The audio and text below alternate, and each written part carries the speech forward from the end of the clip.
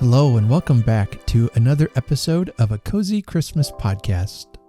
And Merry Christmas, everyone. It is Christmas Eve or pretty close to it by the time this episode drops. And I just want to take a quick minute to thank everyone for making this the best year of podcasting I've had. It's been a lot of fun. I've found new listeners, and your involvement in the podcast this year has just been extremely gratifying. So this will be the last episode before Christmas, and I have one more planned for the week between Christmas and New Year's, maybe another one if I have time, but I really want to make sure I'm giving some time over for my family. We've had kind of a long year and a rough year, and I really want to be able to slow down a bit and relax and rest and celebrate with them. So today's episode, I have a story I'm going to read to you and talk a little bit about why Christmas is important to me and the impact that has on my own religious beliefs. And I know not everyone who celebrates Christmas does so from that religious point of view. And to me, that's what's great about Christmas, that people of all faith or no faith can find something to celebrate during this time of year. And it means something different probably for everyone. One of the things I want to talk about more perhaps in the new year, it's something I've been thinking about this year off and on. And then I had a listener ask me about if I had plans to talk more about the religious significance of Christmas. And like I said, I do. I have plans today to talk about it. I might talk about it a bit more this coming year in 2023. If you'd like to hear more about my thoughts on the religious significance, I did have an episode out around Easter, I believe it was this past year, where I read some of the writings of Charles Dickens in his book, The Life of Our Lord. And I read his Easter account, or at least I read the account of Christ's birth. I can't remember which selections I've read now from that book, but I'll make sure to link those episodes in the show notes so you can find them easier. But I think one of them is called The Easter Carol by Charles Dickens. But for me personally, as a Christian, Christmas does hold a significant religious aspect to it. And when it comes down to it, for me, if it weren't for Jesus, there really wouldn't be a Christmas. We might have a winter celebration, but to me, celebrating it with Christ as its center brings a deeper and more profound level for me than without it. And yeah, I talk about Santa, and I talk about presents and going to the North Pole, and wouldn't that be great if we could, and different things, and to me, that's part of what makes Christmas fun. That I really feel like, at least personally, I can balance the two quite well, that there's a fun aspect to it, and that there's, the stories and traditions and foods and movie and music and all of that. But then at its heart, out of all of this, is my faith in Jesus that really had a profound impact and change in my life. And I believe, as I mentioned in my last episode, that I don't talk about it a lot on the podcast because I want to keep the audience I reach a little more general. I don't want to speak specifically to Christians. I kind of want to speak to people of all traditions, perhaps even all faiths. That's the purpose of what I'm doing here. I'm not setting out to evangelize or to convert people to my points of view. In fact, I loved hearing from other people who believe differently than me. It's helped me to think differently. It's helped me to think deeper about some things, and really to come to a lot of conclusions about why I believe what I believe and what that ought to look like in my life. Hopefully I'm making sense, and after I read the story, I think it will help you understand a little bit better what I'm trying to say in all this. But, I've mentioned how it really seems like Christians these days, people calling themselves Christians have kind of taken over that title and are using it for their own purposes, whether it be for political gain or financial gain. And, I try not to get too political on here. If you'll bear with me for a moment, I know you're not supposed to talk politics at Christmas time, but I think this is important right now because some of the messages that are coming from some of the Christian politicians are a message that I don't agree with, and as well, a message that is very anti-Christmas to me. The Christmas Carol is one of the most profoundly impacting books I've ever read, and I think the message that Dickens writes about is a message we need to listen to, especially that scene with the children of ignorance and want. I think carries a tremendous message for our world today.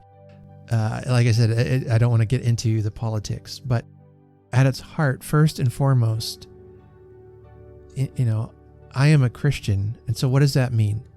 Well, I found this story by Leo Tolstoy that I'm going to read to you today.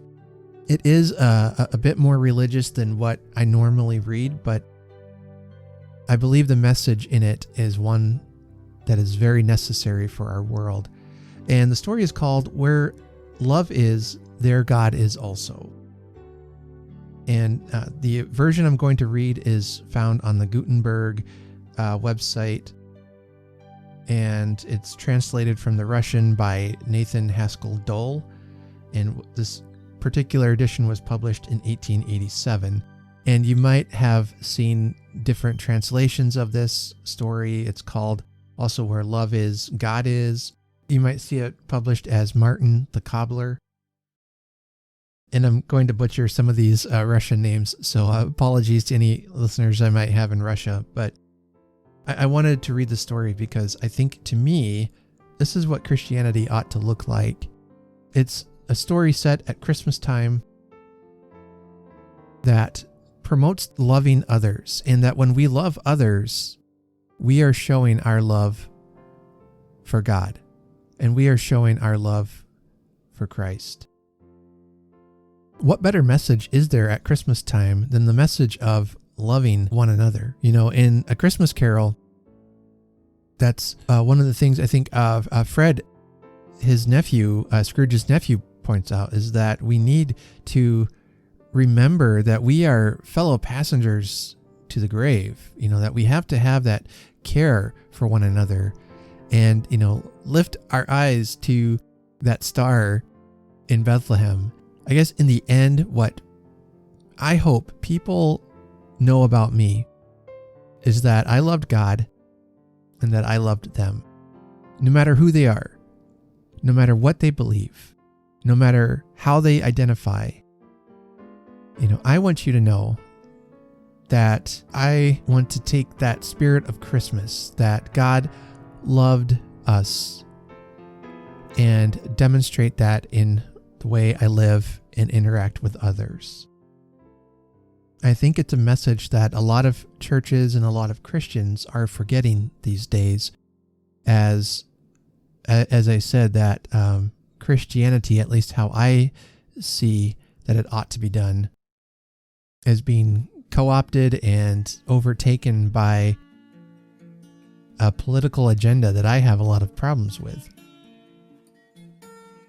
All right, so enough ranting about that. I hope that doesn't take away from the cozy atmosphere of this podcast, but I really love this story. It is so charming and it just carries a very, very clear and powerful message about the importance of love and loving one another. So this is a great story for Christmas Eve. I hope you are able to sit down and take a few minutes to rest and to enjoy this story. If you have a moment, I want to invite you to sit down here by the Christmas fire And I'll read to you, Where Love Is, There God Is Also, by Leo Tolstoy. In the city lived the shoemaker, Martin Avdiich. He lived in a basement in a little room with one window. The window looked out on the street. Through the window, he used to watch the people passing by. Although only their feet could be seen, yet by the boots, Martin Avdiich recognized the people. Martin had lived long in one place and had many acquaintances.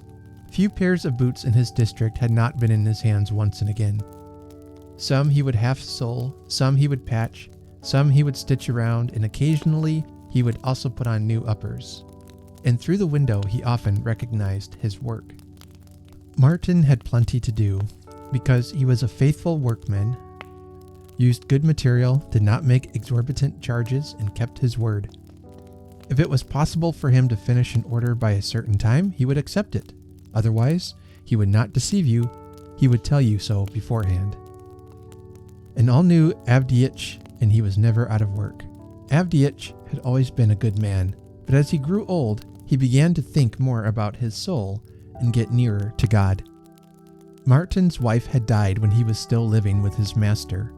His wife left him a boy 3 years old. None of their other children had lived. All the eldest had died in childhood. Martin at first intended to send his little son to his sister in the village, but afterward he felt sorry for him.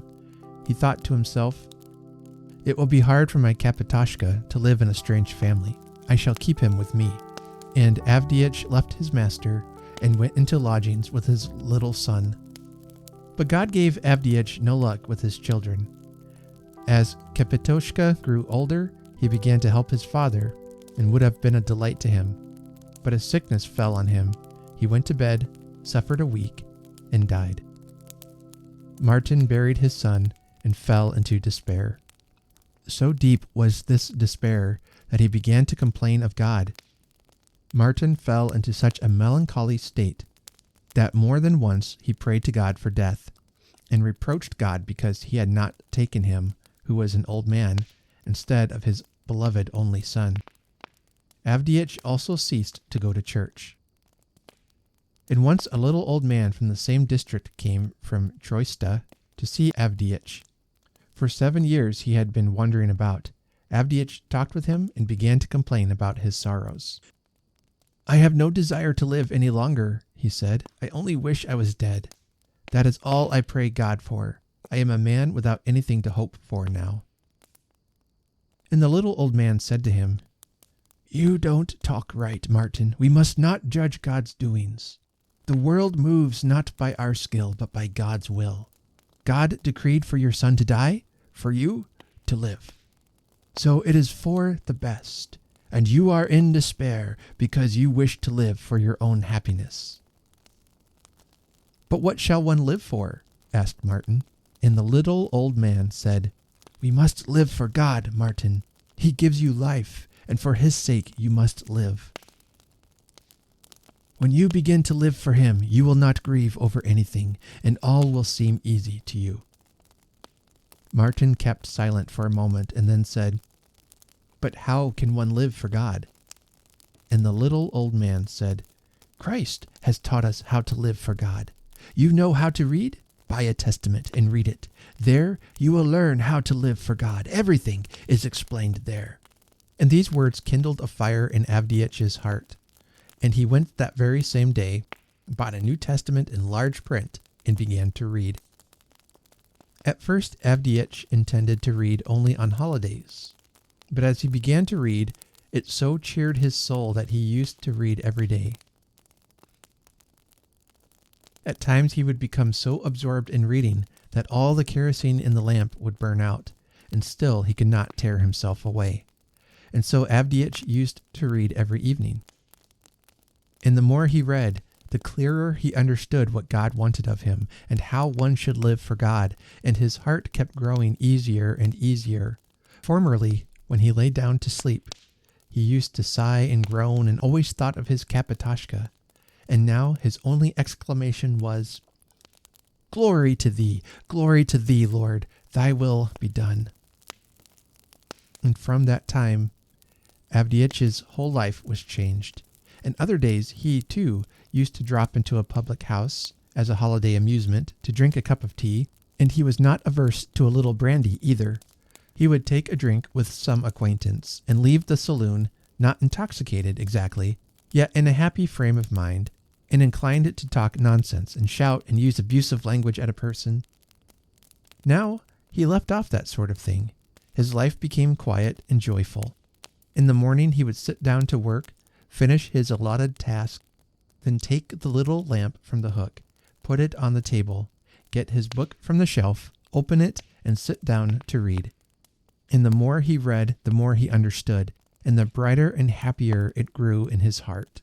Once it happened that Martin read till late into the night. He was reading the Gospel of Luke. He was reading over the 6th chapter, and he was reading the verses. And unto him that smiteth thee on the one cheek, offer also the other. And him that taketh away thy cloak, forbid not to take thy coat also. Give to every man that asketh of thee.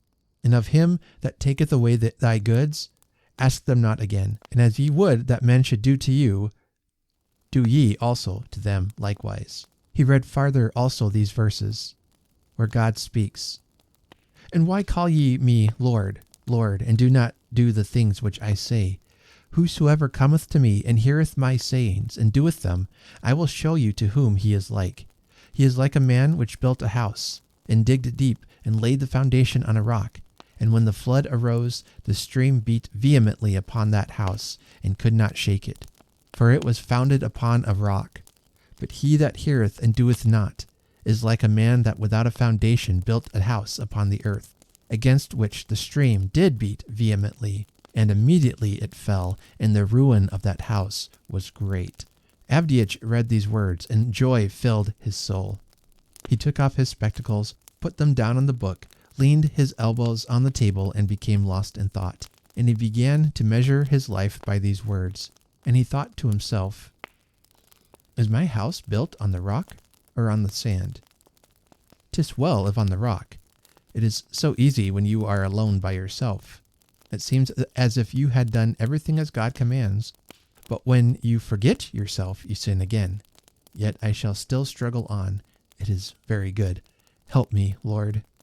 Thus ran his thoughts. He wanted to go to bed, but he felt loath to tear himself away from the book. And he began to read farther into the 7th chapter. He read about the centurion. He read about the widow's son. He read about the answer given to John's disciples. And finally, he came to that place where the rich Pharisee desired the Lord to sit at meat with him. And he read how the woman that was a sinner anointed his feet and washed them with her tears, and how he forgave her. He reached the 44th verse and began to read. And he turned to the woman and said unto Simon, Seest thou this woman? I entered into thine house. Thou gavest me no water for my feet, but she hath washed my feet with tears, and wiped them with the hairs of her head. Thou gavest me no kiss, but this woman, since the time I came in, hath not ceased to kiss my feet. My head with oil thou didst not anoint, but this woman hath anointed my feet with ointment. He finished reading these verses and thought to himself, Thou gavest me no water for my feet. Thou gavest me no kiss. My head with oil thou didst not anoint. And again Avdiich took off his spectacles, put them down on the book, and again he became lost in thought. It seems that Pharisee must have been such a man as I am. I too, apparently, have thought only of myself, how I might have my tea, be warm and comfortable, but never to think about my guest. He thought about himself, but there was not the least care taken of the guest. And who was his guest? The Lord himself. If he had come to me, should I have done the same way? Avdiich rested his head upon both his arms and did not notice that he fell asleep. Martin suddenly seemed to sound in his ears. Martin started from his sleep. Who is here? He turned around, glanced toward the door. No one. Again he fell into a doze. Suddenly he plainly heard, Martin, oh, Martin, look tomorrow on the street. I am coming. Martin awoke, rose from the chair, began to rub his eyes. He himself could not tell whether he heard those words in his dream or in reality. He turned down his lamp, and went to bed.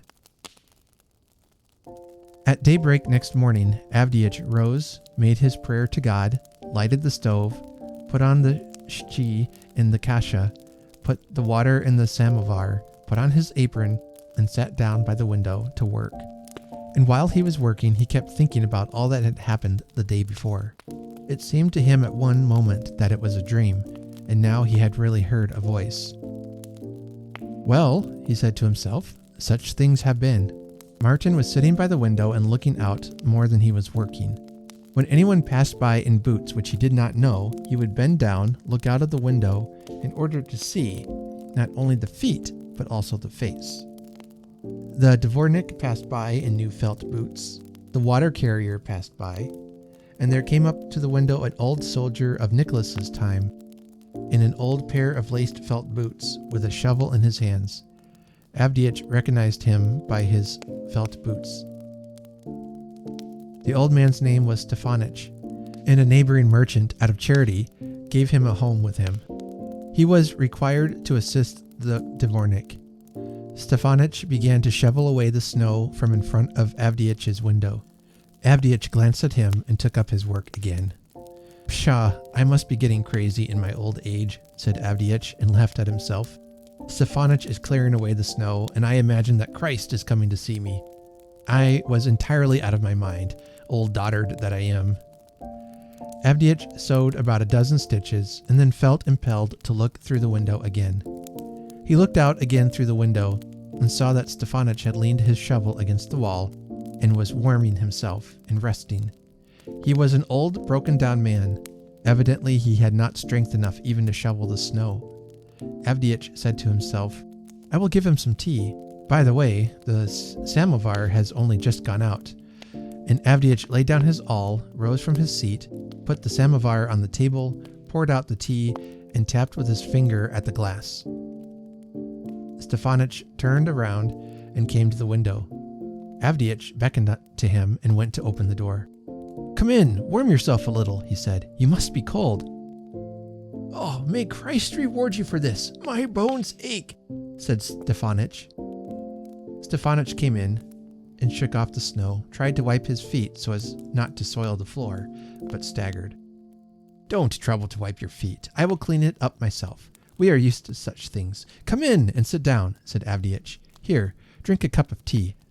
And Avdiich lifted 2 glasses and handed one to his guest, while he himself poured his tea into a saucer and began to blow it. Stefanich finished drinking his glass of tea, turned the glass upside down, put the half-eaten lump of sugar on it, and began to express his thanks. But it was evident he wanted some more. "Have some more," said Avdiich, filling both his own glass and his guest's. Avdiich drank his tea, but from time to time glanced out into the street. "Are you expecting anyone?" asked his guest. "Am I expecting anyone? I am ashamed even to tell whom I expect. I am and I am not expecting someone, but one word has kindled a fire in my heart. Whether it is a dream or something else, I do not know. Don't you see, brother? I was reading yesterday the gospel about Christ, the Batyushka, how he suffered, how he walked on the earth. I suppose you have heard about it."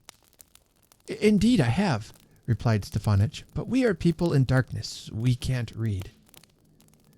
"Well now, I was reading about that very thing, how he walked on the earth. I read, you know, how he came to the Pharisee, and the Pharisee did not treat him hospitably." "Well, and so, my brother, I was reading yesterday about this very thing, and was thinking to myself how he did not receive Christ, the Batyushka, with honor. Suppose, for example, he should come to me or anyone else, I said to myself. I should not even know how to receive him, and he gave him no reception at all. Well, while I was thus thinking, I fell asleep, brother, and I heard someone call me by name. I got up. The voice, just as if someone whispered, said, 'Be on the watch, I shall come tomorrow.' And this happened twice. Well, would you believe it? It got into my head. I scolded myself, and yet I am expecting him, the Batyushka." Stefanich shook his head and said nothing. He finished drinking his glass of tea and put it on the side, but Avdiich picked up the glass again and filled it once more. "Drink some more for your good health. You see, I have an idea that, when the Batyushka went about on this earth, he disdained no one, and had more to do with the simple people. He always went to see the simple people. He picked out his disciples more from among folk like sinners as we are, from the working class. Said he, whoever exalts himself shall be humbled, and he who is humbled shall become exalted. Said he, you call me Lord, and said he, I wash your feet. Whoever wishes, said he, to be the first, the same shall be a servant to all. Because, said he, blessed are the poor, the humble, the kind, the generous. And Stefanich forgot about his tea.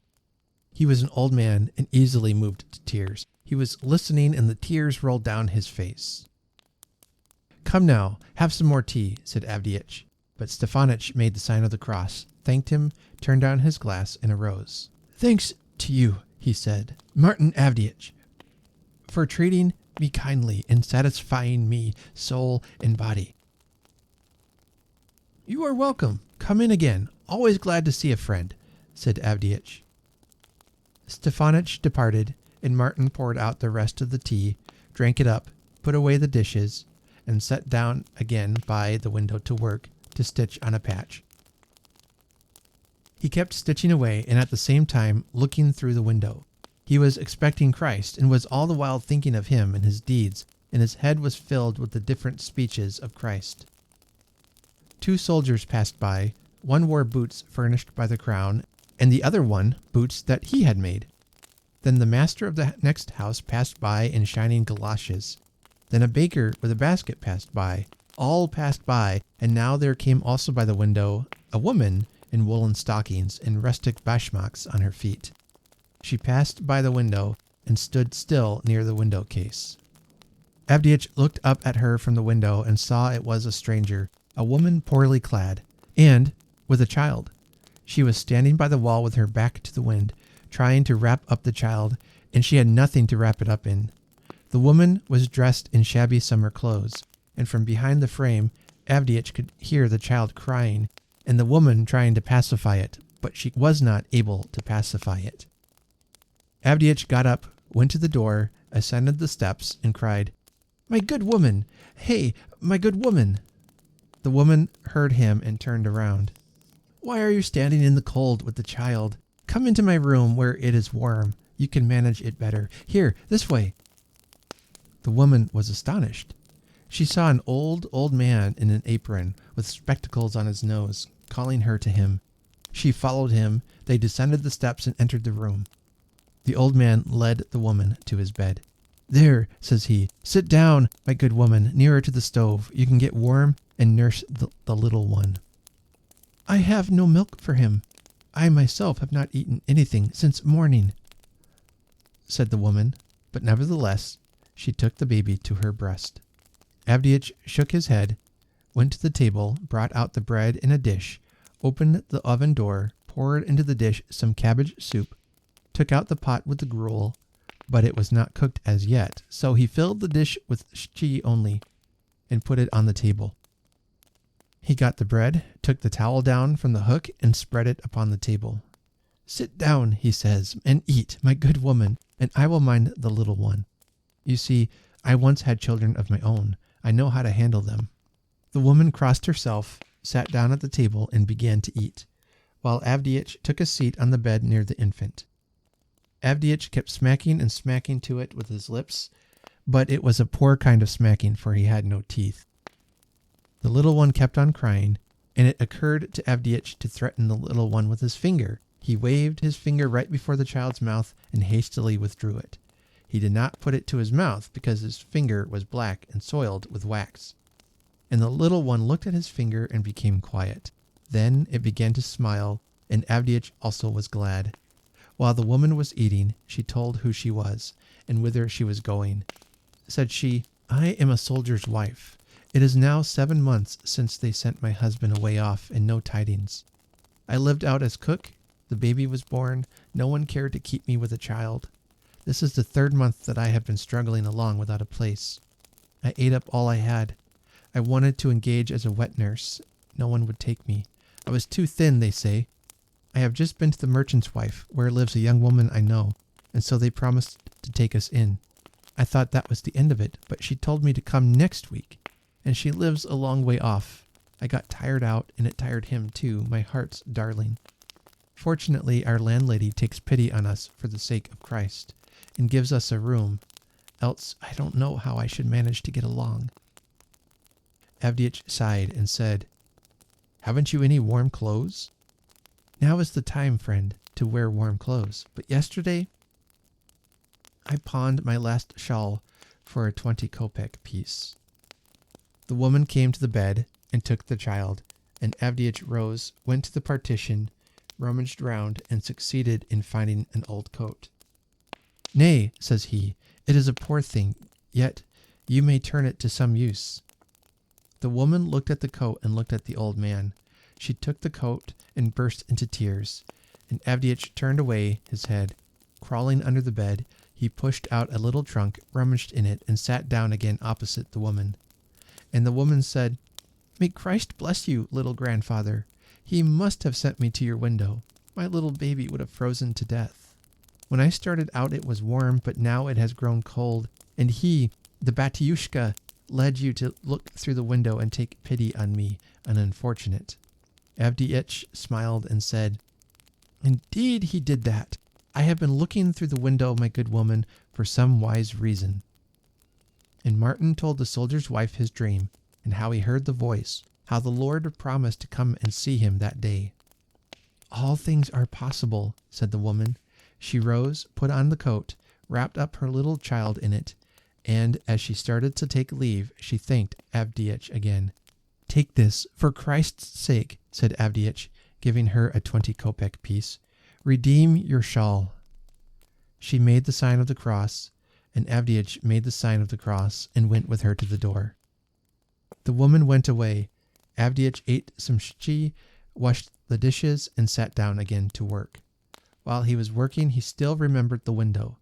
When the window grew darker, he immediately looked out to see who was passing by. Acquaintances passed by, and strangers passed by, and there was nothing out of the ordinary.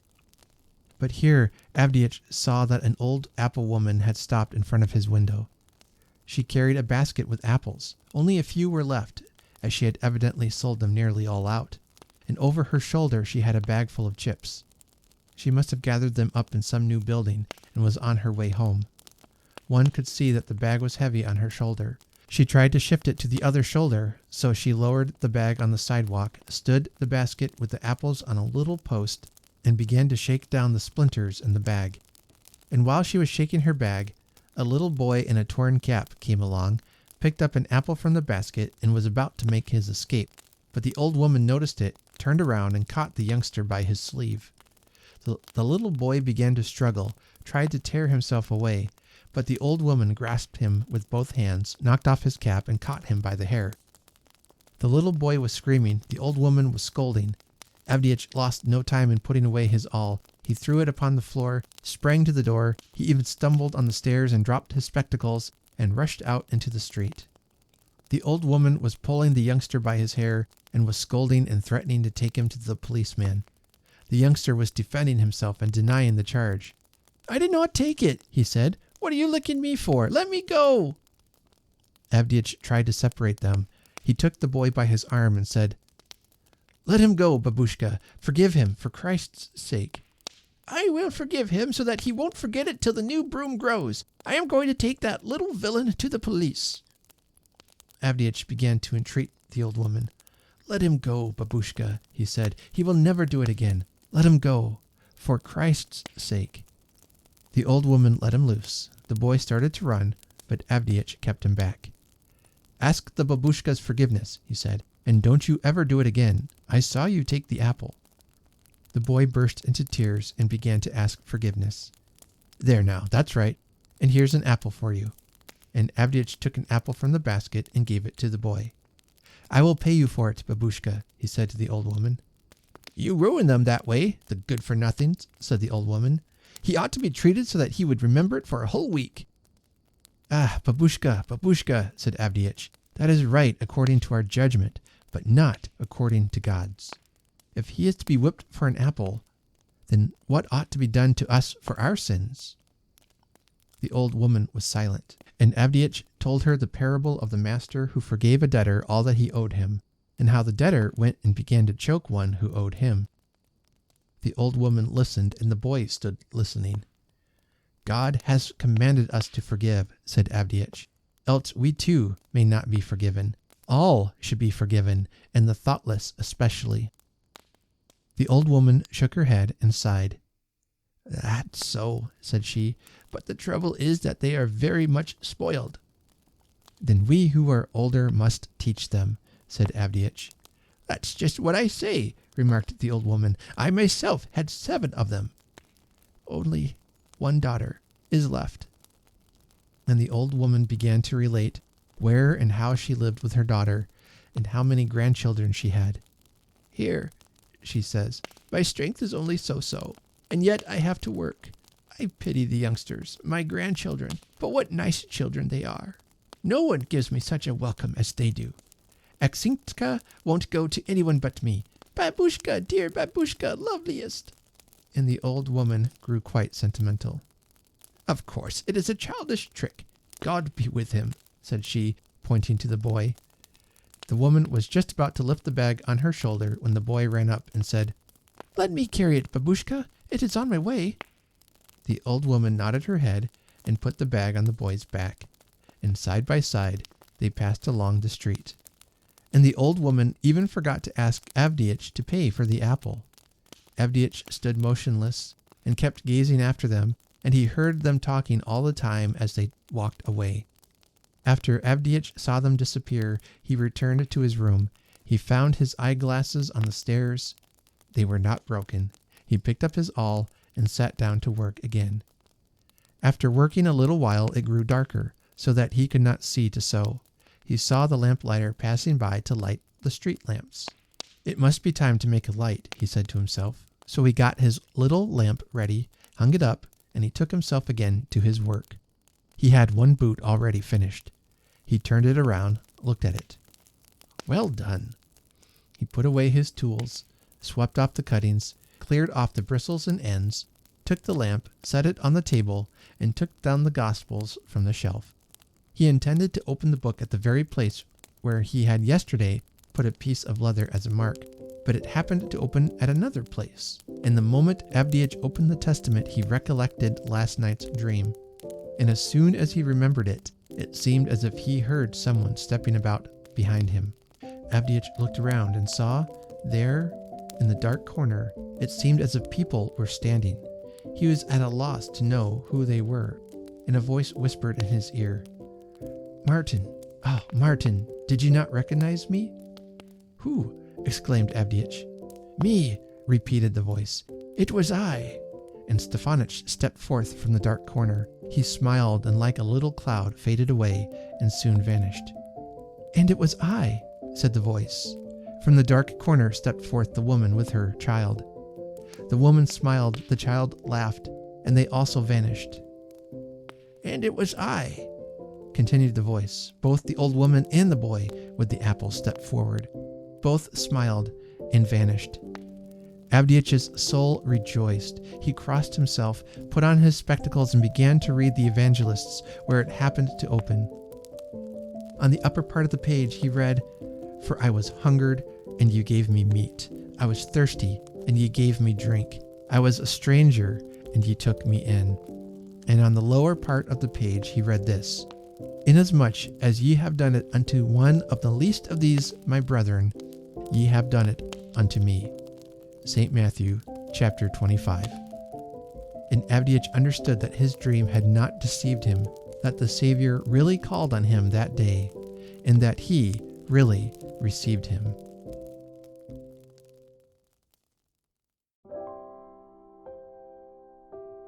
And that was Where Love Is, There God Is Also, by Leo Tolstoy. I first read that story a year or two ago, and then I just recently read it this past week while I've been reading through a collection of classic Christmas short stories. And for whatever reason, it really made an impact on me this time around than the first time that I read it. And I keep comparing the story to A Christmas Carol. And I almost imagine that this is what Scrooge's life could have been like after he changed, that he kept his eyes open to look around, to see those who were in need, especially those in his own window, as it were. Bob Cratchit and his family, the people who came into his business looking for donations to charity, are just two of the people that Scrooge interacted with at the end of the story to help make their life better. I love what Martin demonstrates here. I imagine the story took place at Christmas time. It's definitely, it's considered a Christmas story. I don't know a lot about Tolstoy, about what he believed, his political viewpoints, his religious thoughts. I've done a little bit of reading about him, but not very much. And the part of the story that strikes me is the way that Martin showed love to those in need. He had gone through a very difficult time. He lost his wife, he lost his children, he had one child left, and then that child also died. No bones about it, that's hard. That can make you bitter and angry. But instead, he turned to God, he read scripture, and he let God change him. So there's a couple of interactions that really mean a lot to me. That, the first interaction with Stefanich, inviting him in and just sharing a cup of warm tea. It's a simple kindness that you and I can do. Go share a cup of coffee with somebody. And then when the woman with the child is in need, he helps provide for her rather than tell her, oh, you should go get a job, or, providing you with food is going to spoil you. He saw a need and he could meet the need in a very simple way. He gave what he had. It wasn't a lot, but it was something.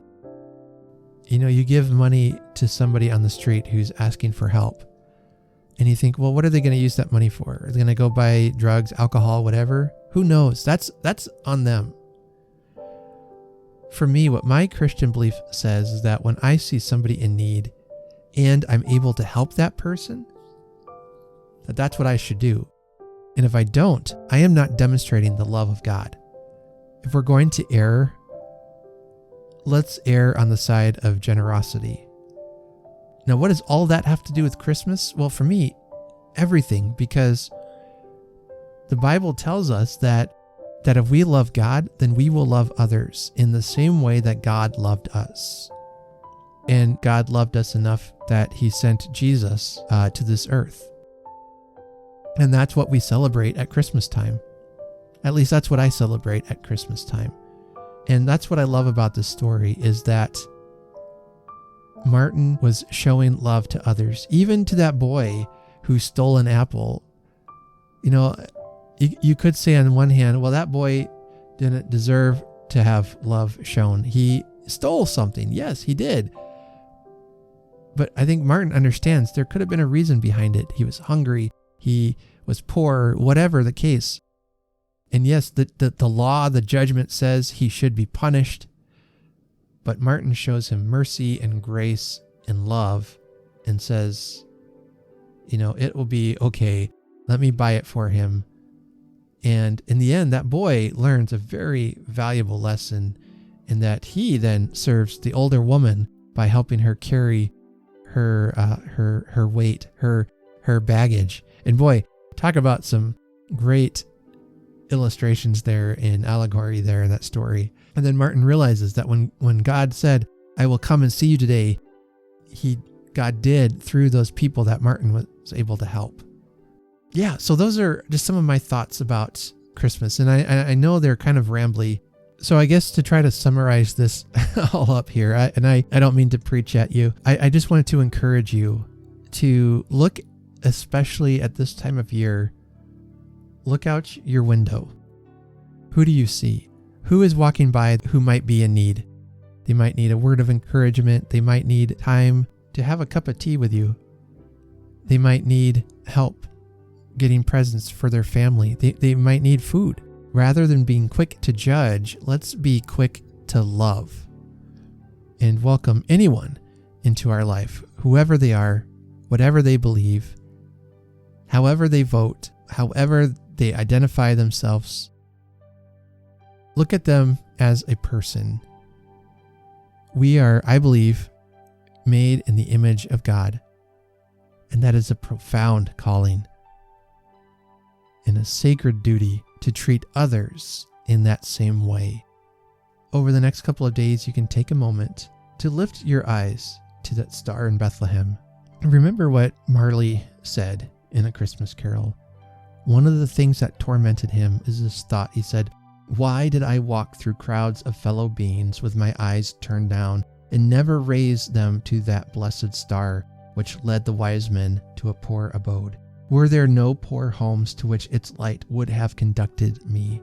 Marley understood a little too late that he had an opportunity to help people and didn't. And that is part of his eternal torment. Wow, that's heavy. So I want to encourage you again to lift your eyes to that blessed star. Let it lead you to someone and help them.